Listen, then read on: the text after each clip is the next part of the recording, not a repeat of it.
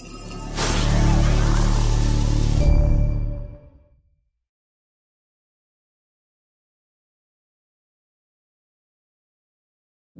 incredible today is we live in a world of interactivity. Everybody talks about the ability to interact, the ability to communicate with brands, with consumers, with companies. And I think that's wonderful. But, you know, in a way, you've got to understand who I want to communicate with, who I want to interact with. And I don't want to interact with my bloody marmalade maker. You know, I don't give a shit about what they think, apart from do they buy the best Seville oranges and does the marmalade taste wonderful. So I think this seeking to interact with everybody is misleading and misguided. However, when you come to kind of a magazine, what I want to do is I want to interact with my magazine. I want to interact with people who've got points of view, opinions. And in a way, that's the way it's always been.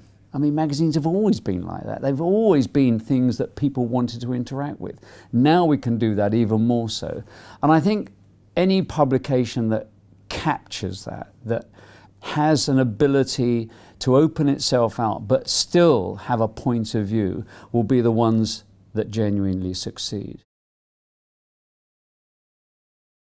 The brands that I want to interact with, the ones that sort of have value for me, are the ones that I will expand my interactivity with.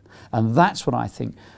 That's why magazines, I think, are so powerful, when they move from just being a sort of viewed as being a one-way conversation to being actually a real conversation, not just from top down, but actually interacting with their readers, their viewers, call them what you like. We talked today about conversations and about, you know, interactivity. Well, in a way, I only want to interact with things that inspire me. I don't just want to kind of have a conversation with anybody who comes up and chats to me. Yes, maybe, you know, nice to talk to you.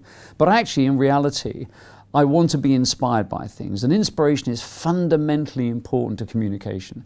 It's what I look to. It's why the great brands aren't brands who try and be the consumer's friend, but actually inspire people to come to them. And there is a subtle difference there that a lot of people don't quite get. If you're not inspiring people, you're not driving them towards you. And I think if you don't do that, then what are you there to do?